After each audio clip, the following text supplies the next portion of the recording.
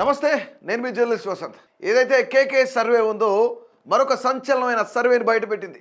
గతంలో ఎప్పుడైతే ఆంధ్రప్రదేశ్ ఎలక్షన్కి సంబంధించి కూటమి ప్రభుత్వం గెలవబోతుందని చెప్పేసి డ్యామ్ షూర్గా చెప్పిన కేకే సర్వే మళ్ళీ జూబ్లీహిల్స్ నియోజకవర్గం గురించి జూబ్లీహిల్స్ బైపోల్లో మరొక సంచలనమైన సర్వేని రిలీజ్ చేసింది. సో ఒక్కసారి డివిజన్ల వారీగా ఎవరెవరికి ఎంత పర్సంటేజ్ వస్తుంది అనేది కూడా చాలా క్లియర్గా మెన్షన్ చేసి చెప్పింది. ఇప్పుడు మరొకసారి కేకే సర్వే మరొకసారి డివిజన్ల వారీగా తీసుకుంటే బోరబండ ఫస్ట్గా 63.2% బీఆర్ఎస్ ఉంది.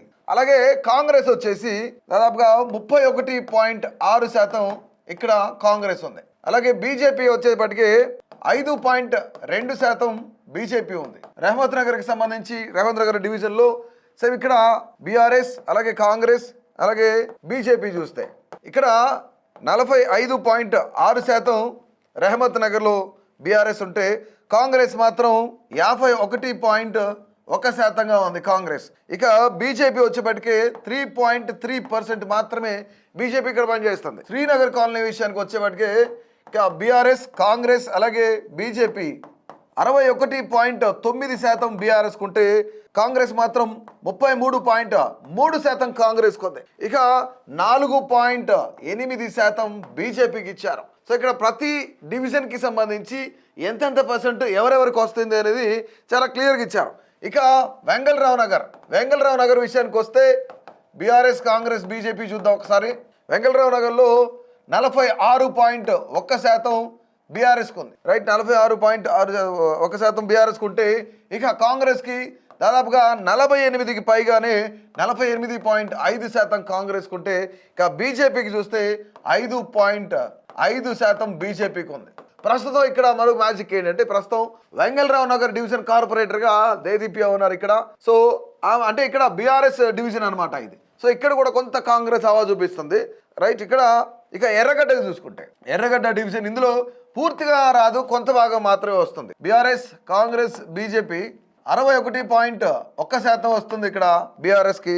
అలాగే 31.7% కాంగ్రెస్. ఇక బీజేపీ చూసినట్లయితే 6.7% కాంగ్రెస్గా ఉందన్నమాట ఇక్కడ. సో చాలా క్లియర్గా ఇక్కడ ఎర్రగడ్డలో కూడా అంటే ఎర్రగడ్డ మొత్తం రాదు, కొంత భాగం ఏమో అటు కుకట్పల్లి నియోజకవర్గంలోకి వస్తుంది, కొంత భాగం ఏమో ఇటు జూబ్లీహిల్స్ నియోజకవర్గంలో ఎర్రగడ్డ కలుస్తుంది. కాబట్టి సో 61.1% బీఆర్ఎస్కి ఉంటే 31.7% కాంగ్రెస్కి ఉంది. అలాగే బీజేపీ 6.7% మాత్రమే. షేక్పేట విషయానికి వస్తే ఒక్కసారి మన బీఆర్ఎస్ అలాగే కాంగ్రెస్ బీజేపీ చాలా క్లియర్గా లెక్కలు చూసినట్లయితే కేకే సర్వే ఏం చెప్తుందంటే 60.1% బీఆర్ఎస్కి షేక్పేటలో పాజిటివ్గా కనిపిస్తుంది. అలాగే 33% కాంగ్రెస్కి ఇక్కడ ఉంది. బీజేపీకి 6.9% మాత్రమే బీజేపీ ఉంది. ఇక చివరిగా యూసఫ్ కూడా చూసినట్లయితే 47 ఇక్కడ బీఆర్ఎస్కి 47.1% బీఆర్ఎస్కి పాజిటివ్గా ఉంది. అలాగే కాంగ్రెస్కి వచ్చేప్పటికి 45.5% కాంగ్రెస్కి ఉంది. అలాగే బీజేపీకి 7.4% మాత్రమే ఎడ్జ్ కనిపిస్తుంది. ఇక్కడ బాగుంది. రైట్, ఇక్కడ మొత్తం 7 డివిజన్లో కేకే సర్వే సంచలనమైన సర్వేని బయటపెట్టింది. ఆంధ్రప్రదేశ్లో కూడా గతంలో ఇదే విధంగా ఈసారి కూటమి ప్రపంచం సృష్టించబోతుంది అని కేకే సర్వే బయలు చేసింది. అనేకమైన సర్వేలు ఇచ్చింది.